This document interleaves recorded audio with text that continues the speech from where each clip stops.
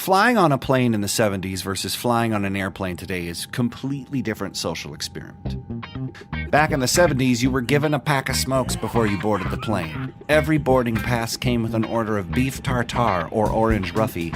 You drank black coffee with booze in it, everything was tweed, and if you watched a movie, it was all together on a reel-to-reel projector with the sound coming out of the tubes near your armrest. Today, flying on a plane is completely different. More than likely, you have to pay extra for vegan snacks, diet drinks, legroom, upgrades, and entertainment. Or you just do your thing. Headphones on, snack bag cracked, everyone's facing a phone, the whole plane is alone, together, strapped into the Wi-Fi. When it comes to all the various media experiences today and the advertising options available, legal marketers should familiarize themselves with the forest but not lose sight of the trees. Whether it's on a big screen or a small one, advertising works, and quality advertising works even better. Maybe the future of legal marketing is an approach that blends the personal and the impersonal sides of mass media and digital advertising. Maybe by focusing on creating classic, enduring advertising that has mass appeal and pairing that with the measurability and instant feedback from digital, legal marketers can see their investments really take off. Or is this just a flight of fancy? Well, we're cross-checked and ready for departure, so let's fly.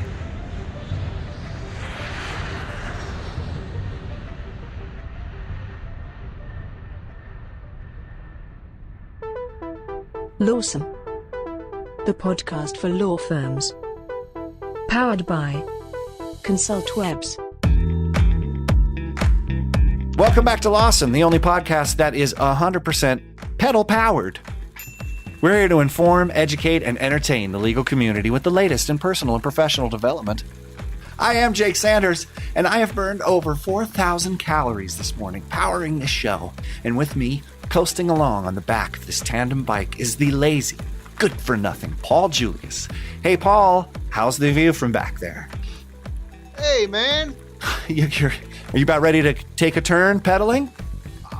I mean, you're doing such a great job, and how would you handle this without my navigation and words of encouragement? Oh, God. This idea of us being the first podcast on a tandem bike together. It's just... I mean, since we just got to the end, I'm happy to start 99 bottles of beer again. Please, no. Just tell people what's on the show.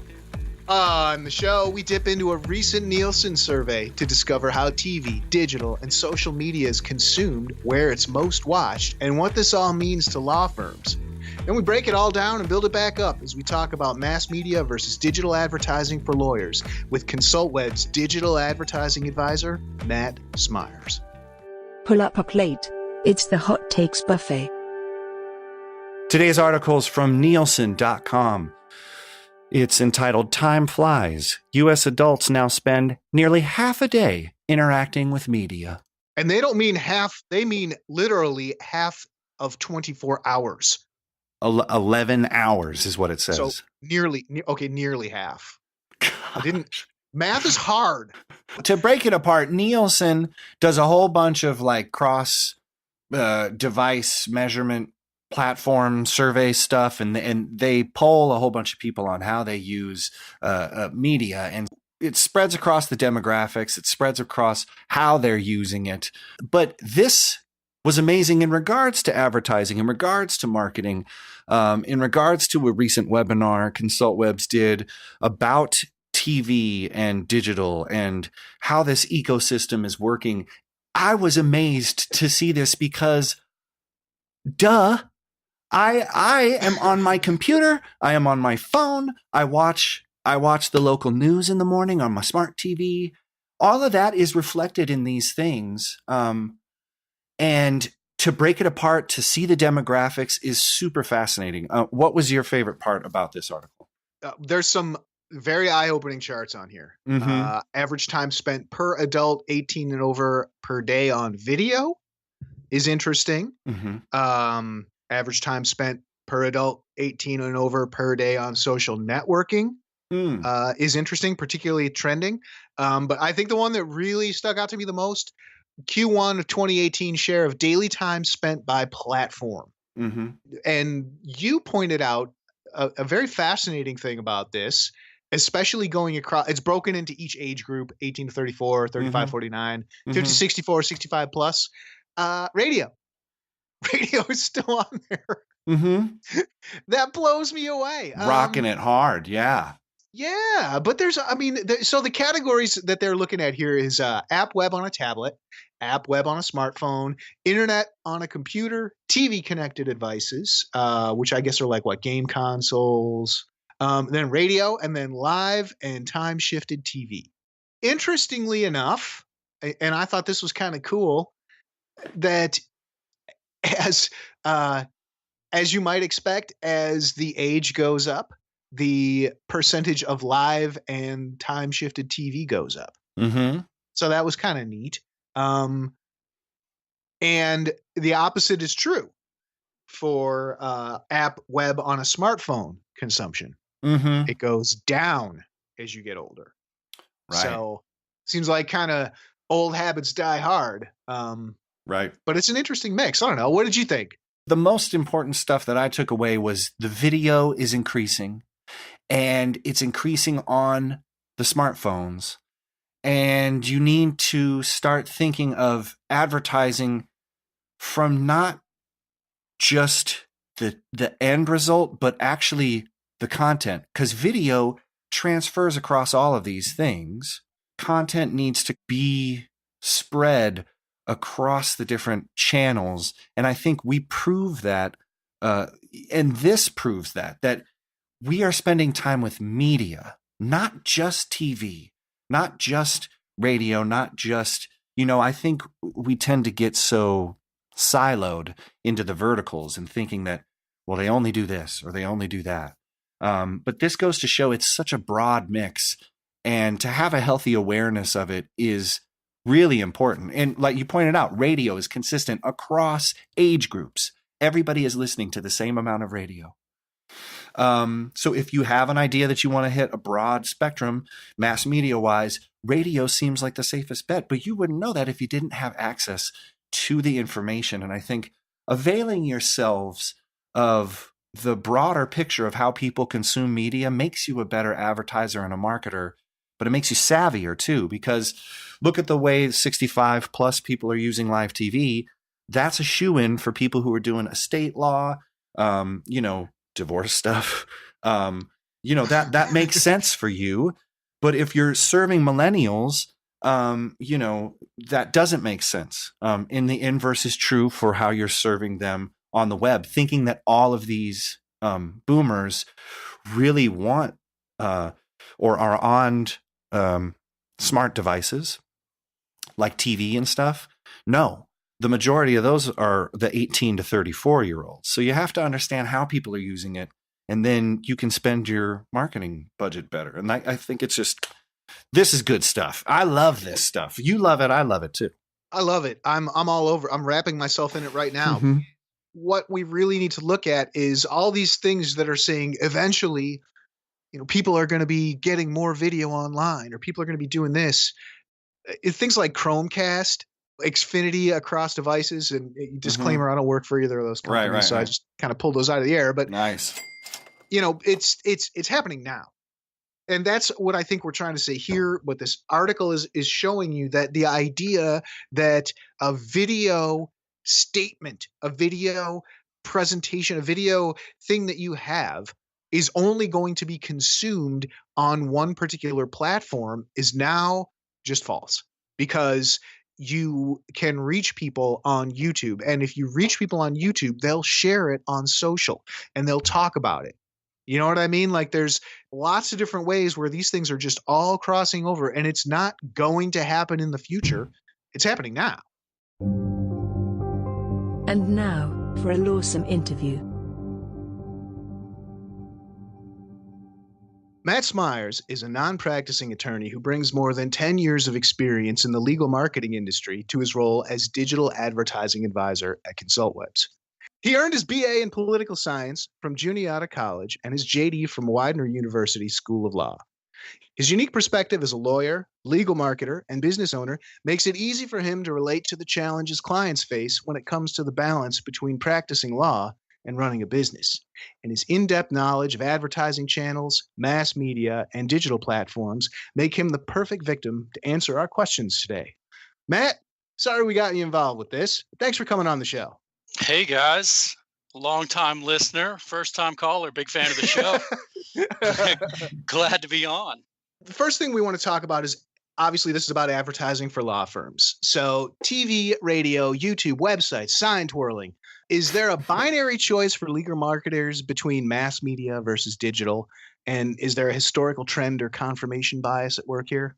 Well, I mean, no, to cover the first part, is there a binary choice? No. And a lot of that is just going to be driven really by your individual budget as a law firm. Ideally, those things work well together.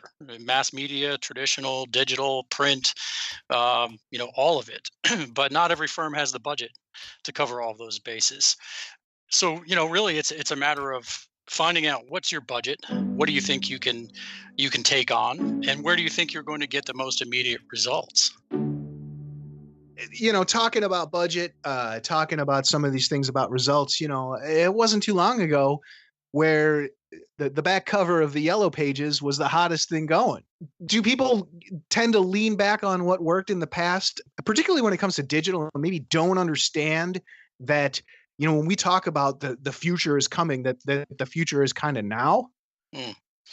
Yeah, Paul, I think that's always going to be a little bit of a struggle when it comes to digital and comparison to traditional, because what's current in digital is constantly changing. So, when I first started in law firm marketing, gosh, a decade ago, I was having the conversation with clients and prospects about whether or not they needed to have a website.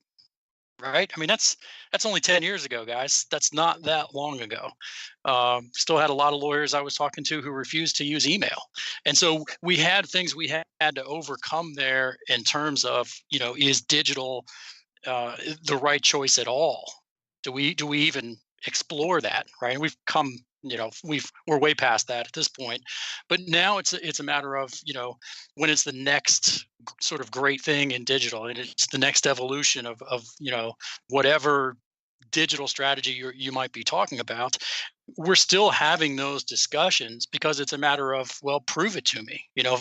I've been, for example, you have a firm that says, look, I've only invested in SEO. I was an early adopter. I've got a great website. It's perfectly optimized. I've got tons of organic traffic, and that's done well for me.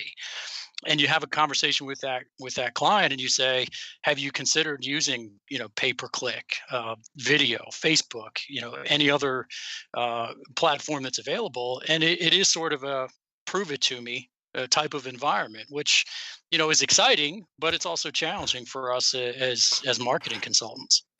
You bring up a really interesting point, Matt, that they're already spending money on mass media type advertising. Maybe they're, doing scholarships or, some of those smaller things, but they're not thinking of it as advertising or marketing.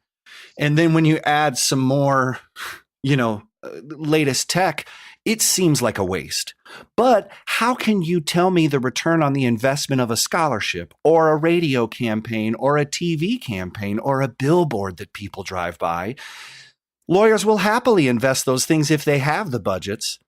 Or the alternative is they are all in on digital and don't think that a billboard really well placed could actually kickstart that, campaign that they have.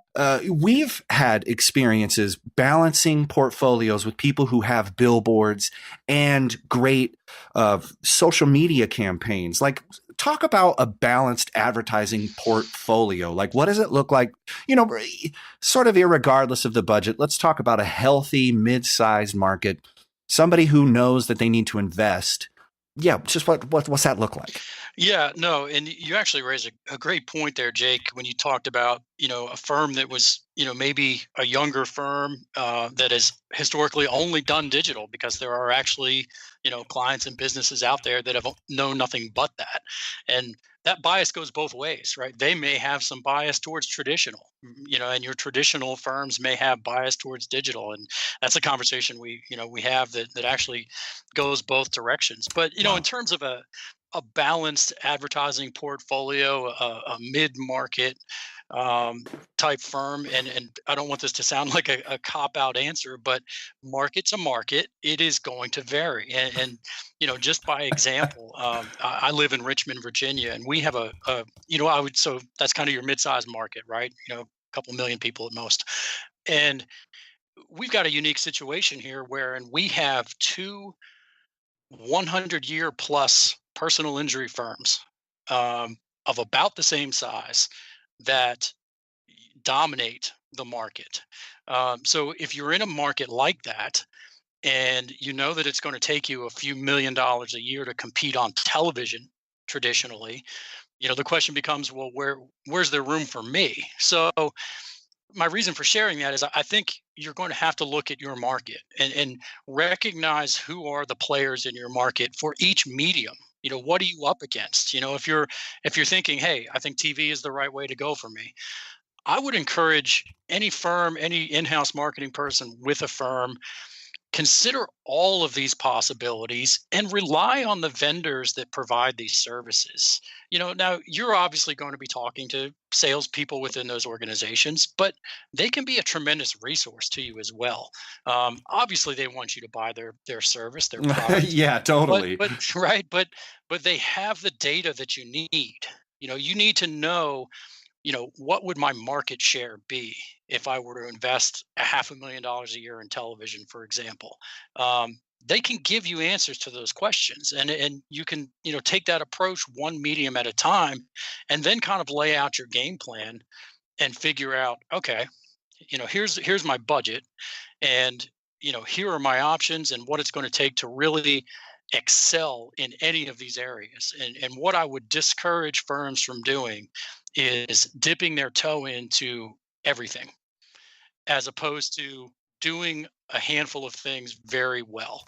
And you won't know that until you take a look at your budget and you find out what it's going to take for each of those mediums to move the needle. And I think you'll Mhm. find that the vendors who provide those services, they're going to be good resources for you in that regard.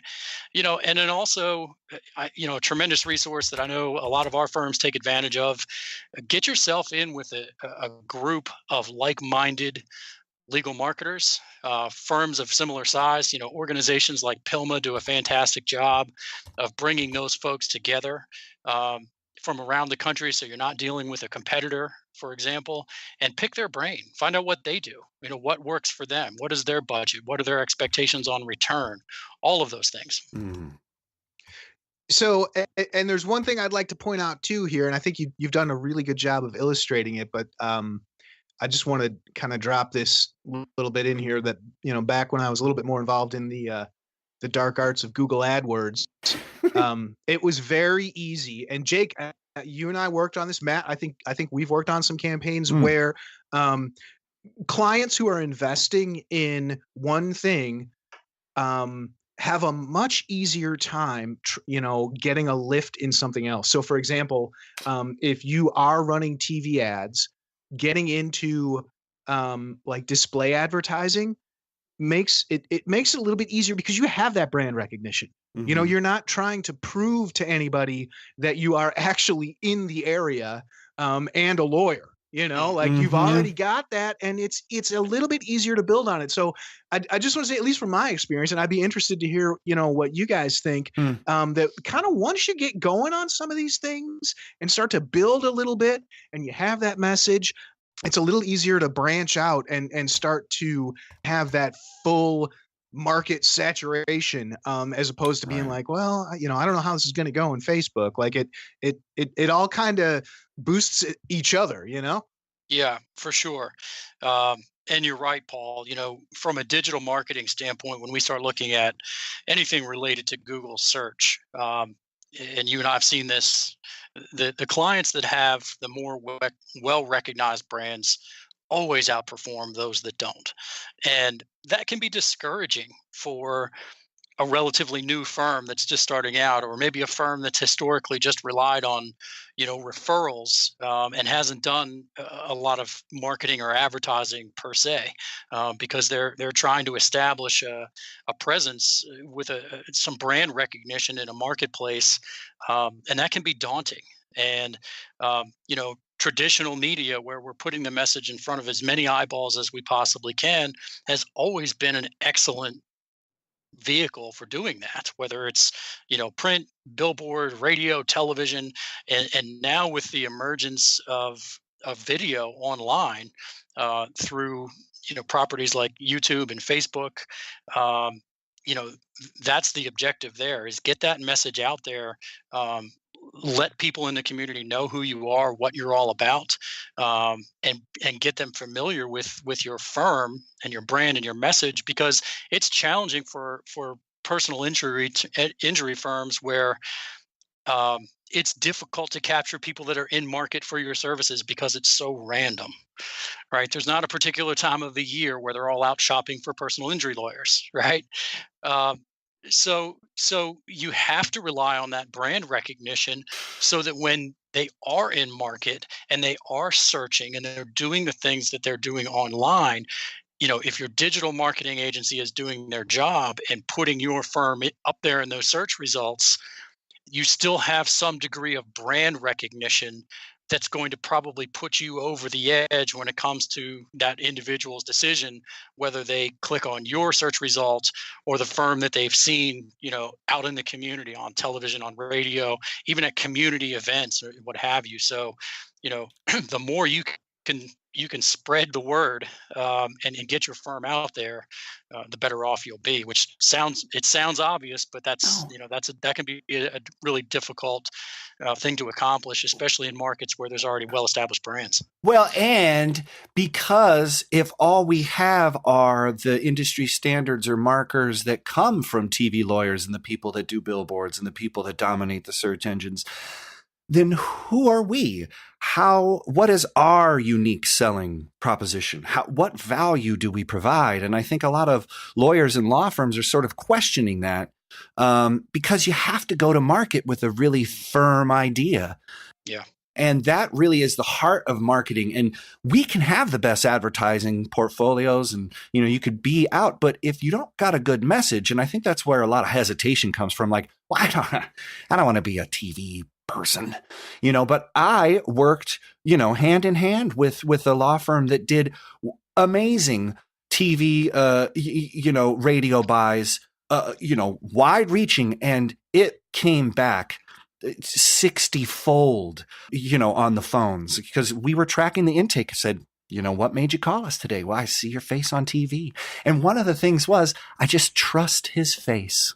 That's what they kept on saying. And I was like, you can do whatever you want in a Google search card, or you can optimize it SEO thing, but you find a character, you find a narrative, you find something you can market on that brings it. So, but it was funny because those people said, I saw you on TV, but they Googled us. I saw you on TV, but you went to our website. So it was both of those things together working. So talking about the digital side of things, when we talk about changing digital media consumption habits, people are not watching TV, or they're watching all the TV, or, no one has attention spans, but somehow they can watch 8 hours of Game of Thrones. Like, explain that.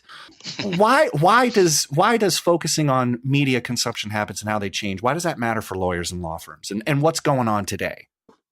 Yeah. I mean, wow, how things have changed, right?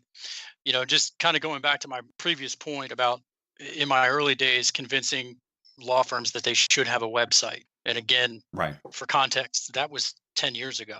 Wow.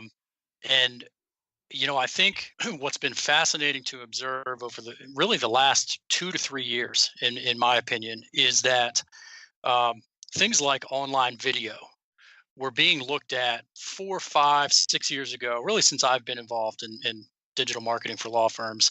They were being looked at as sort of someday that'll be cool, but the challenge was that the audience wasn't there yet, right? There just weren't enough people to justify trying to go out and put your message out there through that medium.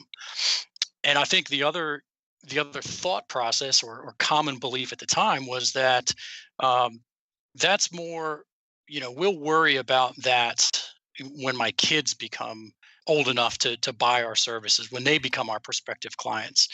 And I think what's happened over the past couple of years, and I'd be curious to hear you guys' take on this, is that what we used to look at as maybe like my kids' media consumption habits and how they take in content from whatever screen that might be is no longer just applicable to them, and our habits have changed. We were just talking about this the other day. Look at my own personal television viewing habits as an example, right? I rarely watch live television anymore, as I think is true of a lot of people, unless it's a must-see live event. And even then, usually for me, it's a sporting event. Even then, I'm probably recording it and watching it later and flying through the commercials, because I know I can watch, a 3.5-hour football game in an hour. And if I am watching a live event, I find myself multi-screening now. The event's in front of me on the television, and I have my phone, and I'm checking email, or I'm on social media, or what have you. So, and those are just some little examples of how the habits are changing.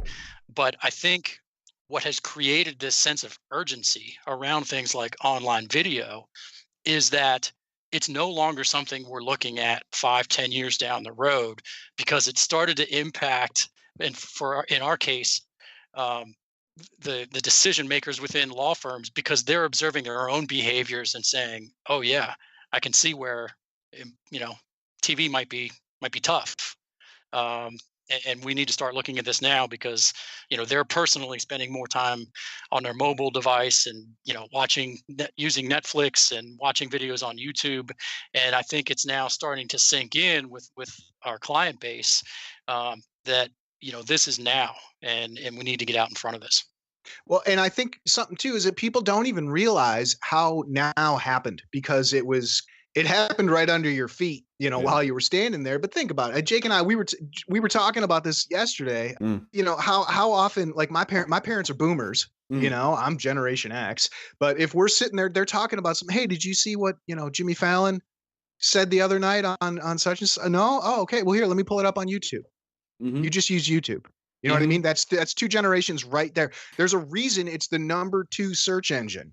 It's because people do that all the time. And yesterday I had a mind-blowing connection that everyone who wants to fix something, themselves, a product, their house, their family, their marriage, whatever it is, you're on YouTube.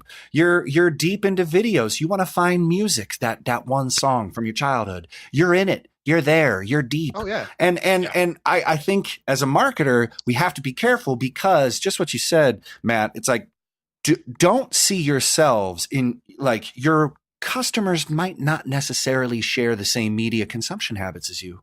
Yeah, because if you think about personal injury law and who is there to help them, and what types of people necessarily get into accidents or have, these problems that are covered, they run the social strata. So having that branded portfolio spread around is actually smart, but you have to be aware of who your target audience is. And I think that's where it also is.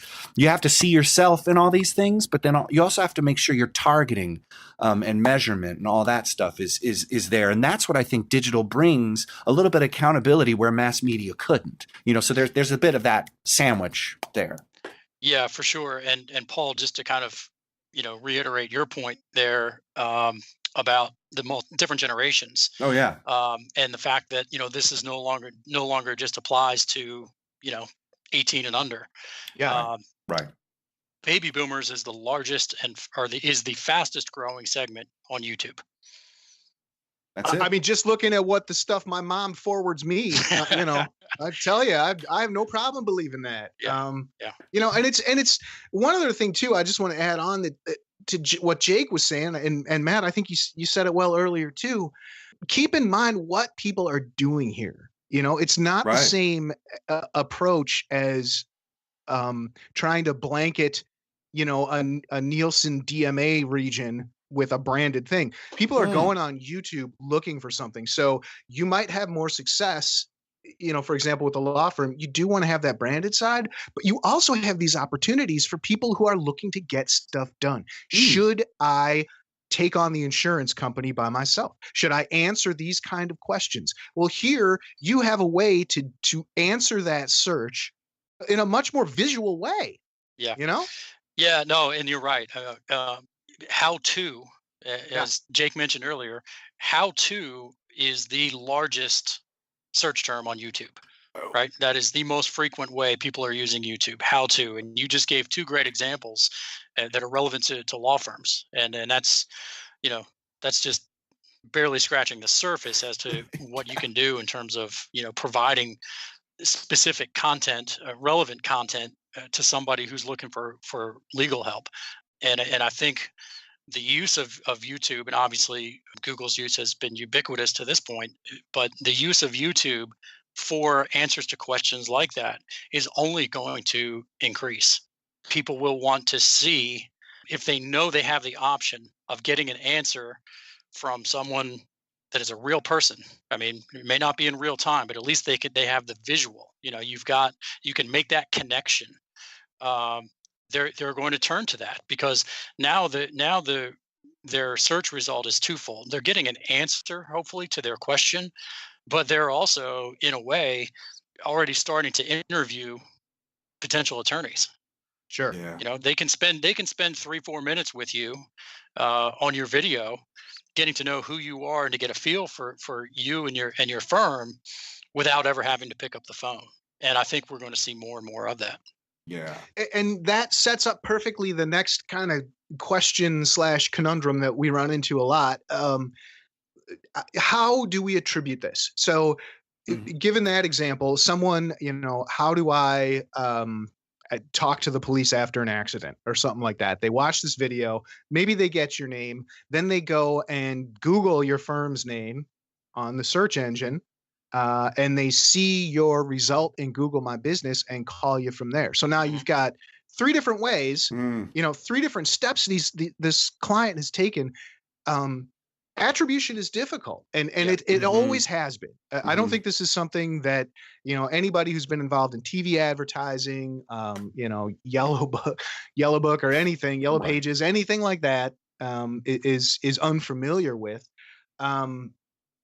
But is that just the way it is, and it will continue to be? And I have one thing that I found in here too to kind of supplement that is, and I think this is telling across all industries, but in the 2018 Clio survey, it says that 25% of lawyers say they're highly satisfied with their goals. 26 are highly satisfied with their plans to achieve their business goals, but only 23% are confident they can measure their success.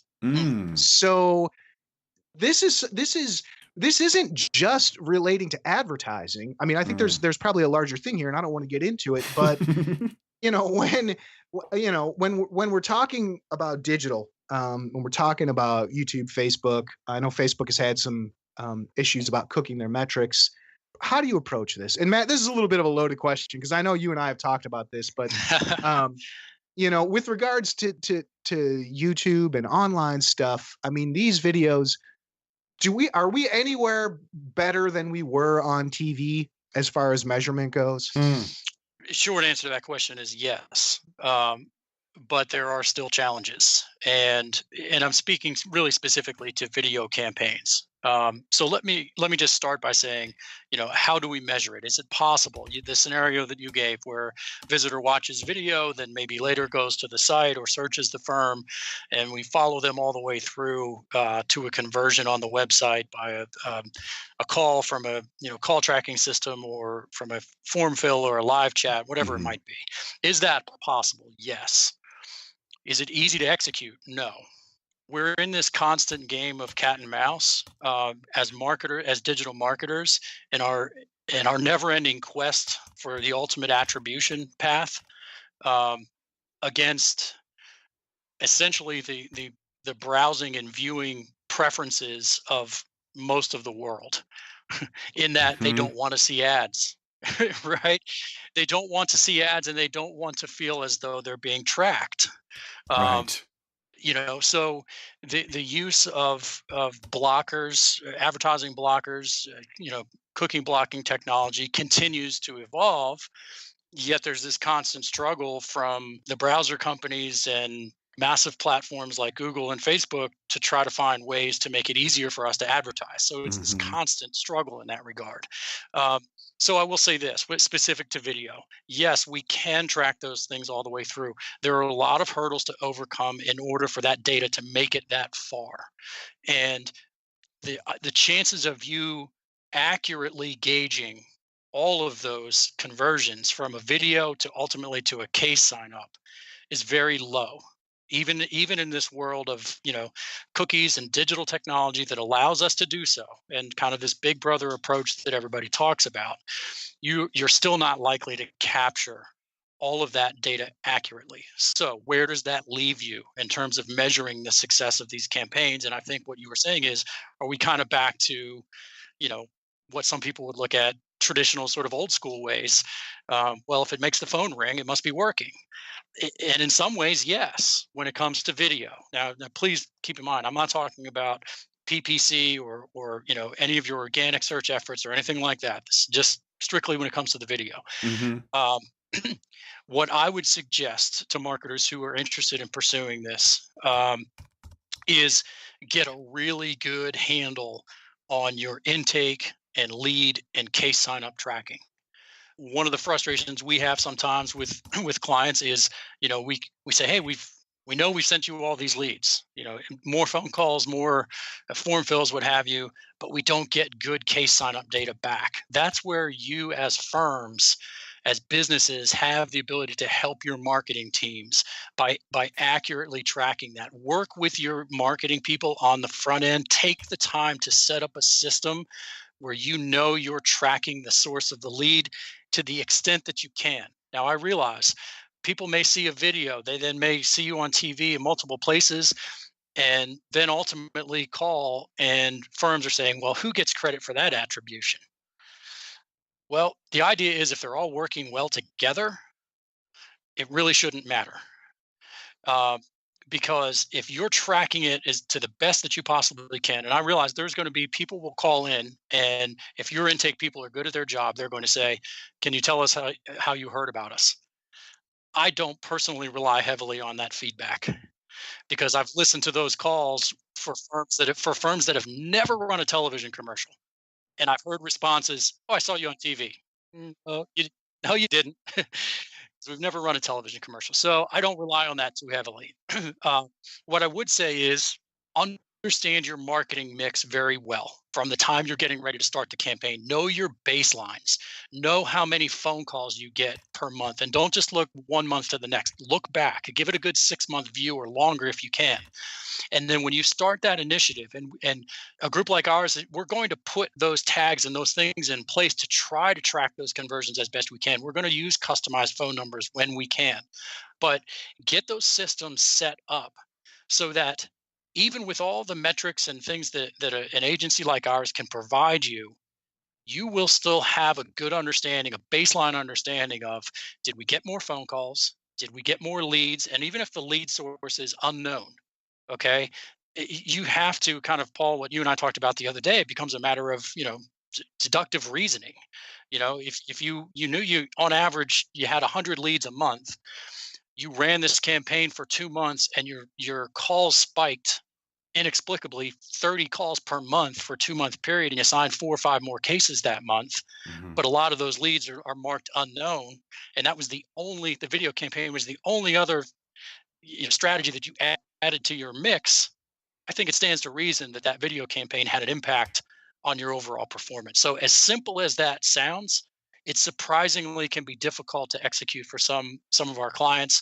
And I really would encourage firms to work either with your in-house marketing people, or if you outsource your services, work closely to establish those baselines and make sure you have rock solid intake processes so that you're tracking the source of those leads. That's it, man. I mean, our next question is, what is something our audience can do right now with their marketing dollars? But you just said it. It's about attribution. So just imagine, I want to start my own law firm. I'm not sure what I'm going to do. I have some money. What is your advice for somebody just starting out, or they want to make a switch and they've woken up and they've had their moment of clarity? What's advice, one piece that you could give our audience that they could do with their marketing dollars? Yeah. So here's what's so challenging about advertising budgeting and marketing budgeting for personal injury law firms. You're not selling a widget with a fixed price. So what I would say is don't rely on industry numbers in terms of, and you can search and find, how much of my law firm budget should be put towards advertising. And you'll come back and you'll see results of, 5, 10, 15%. Those are not specific to personal injury firms. Those are billable hour firms with more predictable revenue sources. It's very difficult to rely on that when determining where to put your money. So the other challenge that personal injury firms face is the cash flow cycle involved with these cases. Depending on the type of case, depending on the injuries involved, the venue that you're in, whatever it might be, you're looking, sometimes at years before you collect a dollar on a case. So that's challenging for firms to plan for. If you're looking at, well, here's how much I can invest, well, how long before you expect to see a return on that? So that always comes into play. That's a discussion that we have with our clients when we're considering, their marketing dollars, is what is your cash flow like in the short term? Are you looking for something that is going to hopefully make the phone ring and bring some cases in the door today? Or are you looking to invest in something maybe that's going to have a longer cycle on the ROI? So that would be my advice starting off is, do you need to have something that's going to move the needle right away? If that's the case, pay-per-click advertising, one of the great things about PPC is its immediacy. You can have a campaign up and running and well optimized easily within 30 days, and we've seen leads and case signups within that for new campaigns. Mm-hmm. Doesn't require you to completely blow up your website and start over. So that's always an option. Mm-hmm. Downside to pay-per-click, it's expensive. There's no way around it, depending on your market. And if you're in a good-sized market where firms are spending mid 5 figures or more per month in PPC and they're driving costs up, you're not going to be able to compete with $1,000 a month. So that's one of the challenges there. We've been talking a lot about video today, and I think it's early. It's very early in our experience, at least on any type of scale with these campaigns. What I'm seeing is, in terms of efficiency and barrier to entry in terms of cost, I'm a big fan of video. I think with a well-produced video and the right strategy in place, firms can see tremendous efficiency in terms of reach and in hours of these videos being viewed. And I think the cycle in terms of how long before these videos start to make a dent and people start calling, I think the cycle on these is relatively short. Mm-hmm. I think we're seeing pretty immediate jumps in calls and case signups for firms that have these campaigns running. So I think that would be an option. Matt, dude, you are amazing. And I'm pretty sure that maybe some of our, audience wants to know, if they want to find out more about you, how can they do that? Yeah, absolutely. So you can find out anything you want about me in terms of my role at ConsultWebs on consultwebs.com. Again, I'm the digital advertising advisor, and you can always reach me by phone or by email. All of that information is right there on the website. I'm here as a resource. I love talking about this stuff.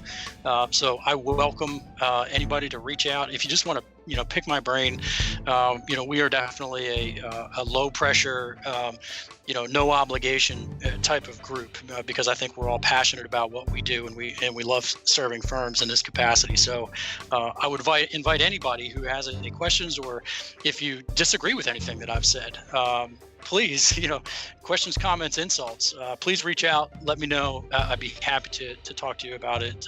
We definitely eat, sleep, and breathe this stuff. So I would welcome the contact. 5 questions we ask everyone. Number 1, what was the last book you read? All right, so the last book I read was Law and Vengeance, which is a legal thriller written by Mike Papantonio that I got when I attended the Mass Torts Made Perfect conference in Las Vegas about a month ago.